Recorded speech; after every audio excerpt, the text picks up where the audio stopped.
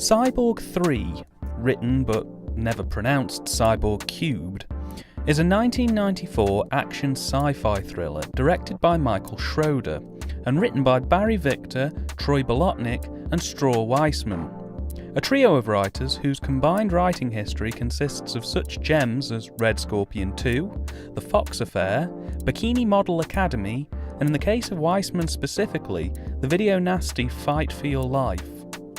Schroeder too struggles to escape the B-movie genre with a directorship that oversaw Cyborg 2 and Out of the Dark. Based on the 1989 canon film Cyborg, I am assured that Cyborg 3 bears almost no resemblance to the original and is almost certainly not produced by Canon as far as I can research. The film is set in the far, far future, though exact dates are hard to pull out of this film. It takes place at least after the year 2200 AD in a post-apocalyptic dust bowl in which it's established that humans and cyborgs once worked together in harmony and peace, before a massive breakdown in the relationship, which resulted in humans hunting cyborgs for scrap and profit in slavery. This film opens in the desert with one of the longest tracking shots in history, as we follow a cyborg on the run from a notorious recycler, Anton, and his big McLarge huge substitute, Jocko. After capturing the cyborg, they hand him over to the gang boss, Lord Talon, played by Malcolm McDowell, and my god do they milk his on-screen appearance. He's on the DVD box art and most of the promotional material advertising this film. He's in it for less than 5 minutes. I think he was either only scripted to appear in those scenes, or he was only booked for a day. Either way, it should be a crime to sell a film starring Malcolm McDowell in the way they have.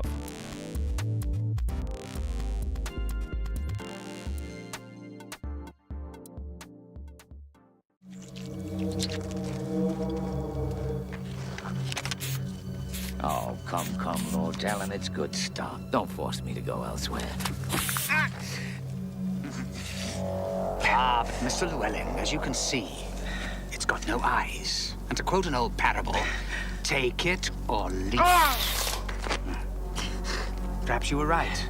Perhaps I'm paying you too much, you ignoble recycler. At first, I really missed my own hand.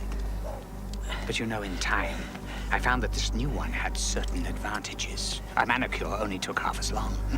And at 13 pounds of pressure, I found that it made a very acceptable manacle. Well, don't you think? At 20 pounds, it'll make you scratch your testicles till you bleed. At 30 pounds, well, it stops the circulation. At approximately 50 pounds, I'm advised it will crush the bones. And at 60, you will leave your hand with me.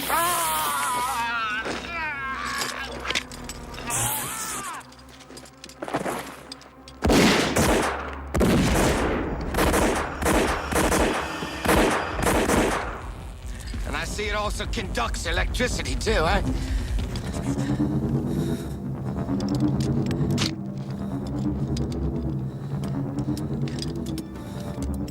Anyway, he offers to buy the cyborg off Anton, threatens Anton, and then gets killed. By Anton. And that's it. He's never mentioned or seen again for the rest of the film. After killing Talon, Anton goes to a post-apocalyptic strip bar/brothel where he mutilates a stripper or prostitute cyborg before we're introduced to our main protagonist for this film, Cash. Cash, who was supposed to originally have been played by Angelina Jolie, let that sink in, is a cyborg who discovers that she's in fact a secret prototype that's capable of naturally reproducing. And she's pregnant. Disgusted and horrified at the idea after being informed by a doctor, she ends up heading out to the desert to meet Evans, a master programmer turned hermit who Cash is assured can help her out. Upon leaving the clinic, however, she bumps into Anton and Jocko, and thus begins a cat and mouse chase across the wasteland that eventually leads to a full-blown armed battle to the finish between Anton and an army of recyclers, and Cash, Evans, and a community of damaged or broken cyborgs who inhabit the hidden town called Sci-Town. This film runs at about 1,000,000 miles a minute, and in taking notes for this production I had to stop and start the film repeatedly just to keep up with what was happening. Its script is just a joke. It's written in the style of the tongue-in-cheek sci-fi action films that were quite prominent at the time, such as Demolition Man or Total Recall. Films that you wouldn't outright say were a comedy, but definitely had an element of comedy offsetting the heavier subjects at hand. What causes problems for me personally is the film's insistence on making the subject of abortion its central topic throughout its roughly hour-and-a-half runtime. This film is distinctly pro-life. It treats the idea of abortion as abhorrent, and the dialogue frequently reflects that this is a miracle or the start of a golden age, even at the whiny and slightly OTT protests of Cash on the situation.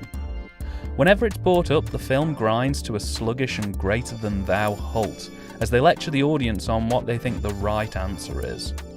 Luckily, however, whilst this is the central theme, it's not the only thing that this film offers in terms of scripting, as the dialogue being read by this specific cast makes the film worth seeking out in its own right. In particular, Evans and Decaf, played by Zach Galligan and William Catt respectively, bring a whole flavour and style to this film of their own. They're brilliant and awful at the same time. Cash herself, played by Christine Hodge, is ultimately a bit flat and one-note as a character, but this cheap-looking, threadbare and dire universe inhabited by these incredibly hokey and strange characters absolutely sells this film, in spite of the awkward shoehorning of themes throughout. What did surprise me with a film like this is just how interesting the cinematography can be in places. There's a real attempt to experiment in parts of this production, and it really adds to the style and substance of this film. Even something as simple as a Dutch angle, which has been lacking in many of the films I've covered so far, was very warmly received, as it was used appropriately with Anton in a couple of scenes to help imply he's a bit unhinged. Having a cinematographer who was able to really plan for a film of this genre type has honestly really saved it from being the pits. It also helps that the editor on this film was at least somewhat competent. While it races along to cram as much of the narrative in as it possibly can, it has a nice breezy pace in terms of cuts, and apart from one scene where a strobe light is used, the cutting is very rarely seizure-inducing. These two elements work together really well to create something that, while hardly award-winning, is certainly stable and definitely pleasant to watch. The direction, by contrast, was actually a bit on the bland side. It never really feels like they're getting the best they possibly can out of the cast. In particular, there were a couple of scenes with Evans that genuinely wouldn't have felt out of place in a film like The Room. It's not all bad, however. Anton, played by Richard Lynch, is very good throughout, even if he does slip in and out of his British accent every now and then. And he has a real presence, as does Decaf. But for everyone else, well, even McDowell comes across as if he's phoning it in. It's drab. Not awful, just drab. As for the effects, well, if you're a fan of early 90s CGI, you, my friend, are in flavour country. I can't really pick on it because CGI from that time looked ropey across the board unless you were a multi-million dollar film studio. But here it only adds to the joys to be seen. Keep a special eye out for the CGI Space Baby sequence, a personal favourite of mine. From a practical standpoint, however, we end up in the same place as we did with another not quite canon film I reviewed recently, Cyborg Cop. You see, Cyborg 3's practical effects aren't terrible as long as they're not practical effects performed on humans.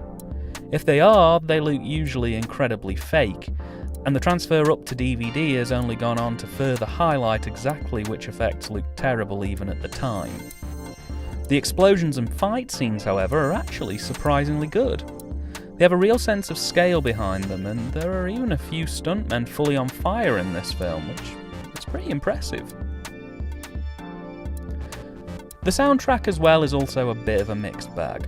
It's a typical pounding synth soundtrack, and at times it's quite generic.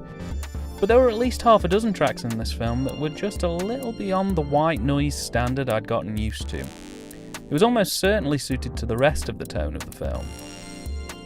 The only other critique I can level at this is that once again the film just stops. Our main character says a line of dialogue, not even a particularly memorable line of dialogue, after a major fight scene finishes, and that's it. The film cuts to a bit of CGI and then it just goes to credits. Again, it didn't ruin the film or anything, but it did leave me feeling just a little bit cold that we didn't give these characters we've spent 90 minutes getting to know any sense of closure. It makes me think the scriptwriters just got bored, or that the budget literally couldn't stretch to one more final scene, which was quite disappointing.